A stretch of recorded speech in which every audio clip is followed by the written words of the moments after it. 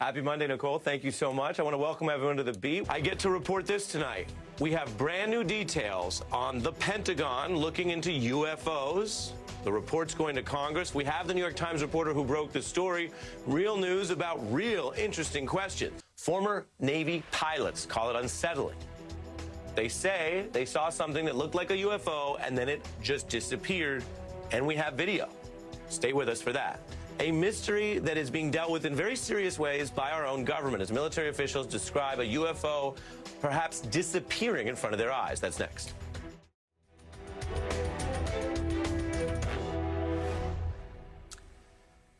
Is there any other intelligent life in the universe? That's a real question. We're living in a moment where that kind of question and the intrigue around more reportings of UFOs is hitting the mainstream. Indeed, I can tell you there's a Pentagon task force that's working on finalizing a report regarding UFO sightings that will go to Congress next month. It is part of years of official government study of what are largely unexplained phenomena.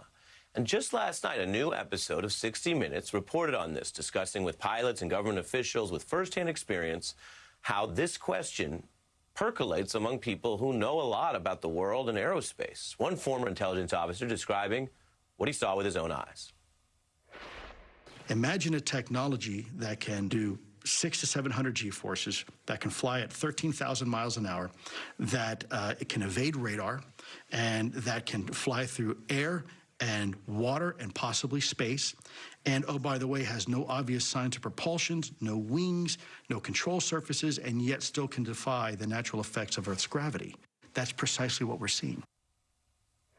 The officer is part of a Pentagon team that spent years looking at a phenomenon that's partly just a result of the technological age we live in. There's a lot more videos out there. There's a lot easier ways people can record anything they see, and they've been analyzing specifically an emphasis on videos recorded by pilots. There's a whole fleet of them. Look on the ASA. My gosh. They're all going against the wind. The wind's 120 knots from the west. Look at that thing, dude. Also tonight, NBC News obtaining a newly leaked video of a UFO that was spotted off the coast of San Diego. Now, this is from 2019. Pentagon officials say the video itself is real. For years, talk about UFOs was often basically minimized. I mean, as a matter of learning things, saying something's unidentified or we don't know what we don't know about what's out there is just an approach to information. But saying that UFOs somehow meant that it was likely there was some sort of other intelligent life was considered fringe or just something for science fiction. In 2017, the New York Times revealed the existence, though, of a secret Pentagon UFO team, including the sourcing for some of those same videos about these sightings and encounters. And tonight, we are joined by Helene Cooper, who helped break that story for the New York Times. Thanks for being here. Nice to see you, Ari. Nice to have you. When you look at all this, there seems to be a couple things intertwining. More evidence that the government takes this somewhat seriously, which gives it a kind of a patina of legitimacy. More videos and more people talking about it. Does that mean, in your view, there is more evidence of actual UFOs that are tied to some sort of phenomenon, or would you not go that far? Your question is perfect, actually, because that gets exactly to where we are. There is not more evidence at this point. You and I talked about this back in 2017 when we wrote the first story. Nothing has changed since we wrote that first story. These are the same videos that we wrote about then.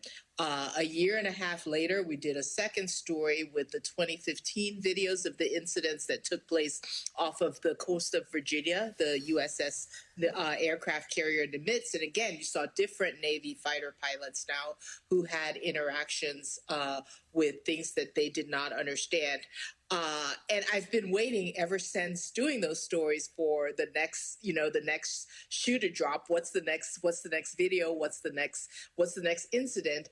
And we're still in this phase where we're recycling the same videos, the same things from that we first wrote about in 2017 and then in 2019. So that's part of why I would urge a little bit of caution with what we're seeing now because there's nothing new.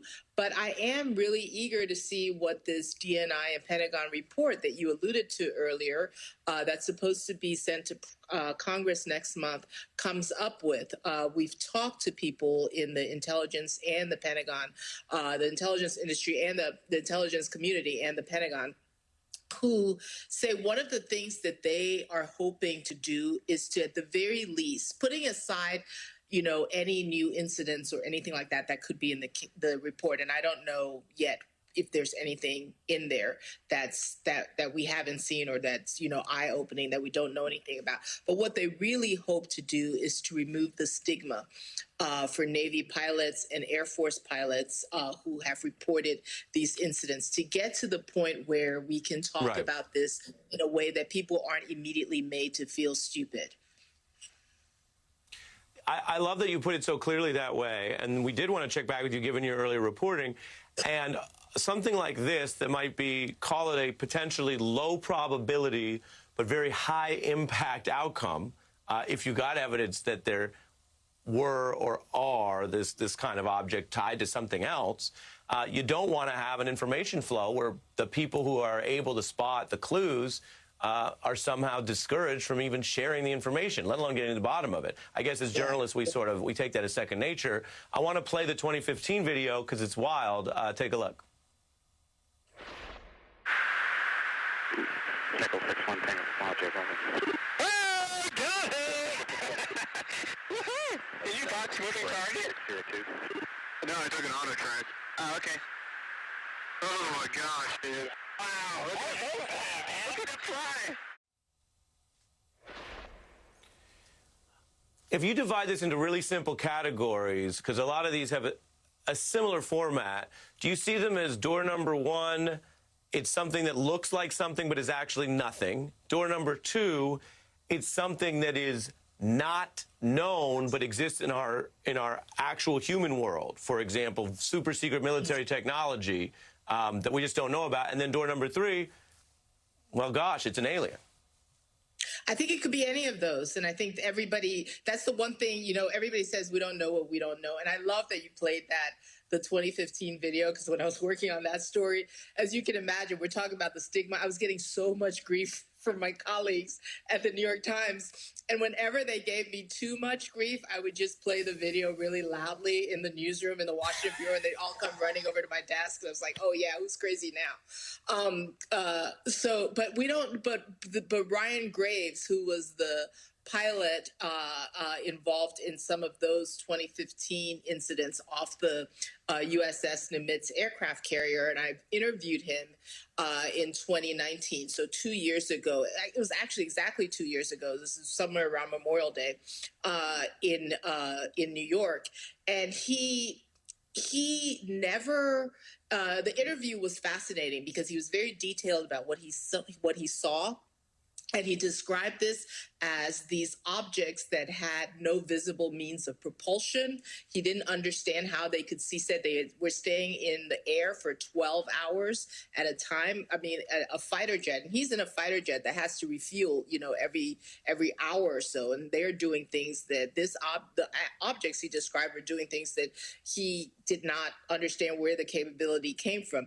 At no point did Lieutenant Graves, did he ever say this is a UFO from another planet. He was very clear that we don't know, that he did not know what this was. But he was also very clear that he thought that this was dangerous because at one point he described an incident that happened in 2015 when a fellow Navy pilot almost hit one of these things. And they don't know whether, at this point, these pilots didn't know whether this was something from China or Russia. Maybe this was a secret American program that nobody knew about. This could be drones. They could be whatever. But the idea that our own fighter pilots might end up crashing into something that we are not, that they're somehow advised not to talk about just got ridiculous, which was the reason why I have to fit in a break. Yeah, I have to fit in a break, but I love catching up with you on this, and those are all important questions. I hope you'll come back. Helene Cooper, thank you. I'll be your UFO reporter. Let's go. We can be a correspondent. I mean, and then if you do break the story that there are UFOs powered by actual aliens, that'll be, I would tell you, that would be a big story. You think thank you. We'll see you again. I do. I think so. We'll see you again.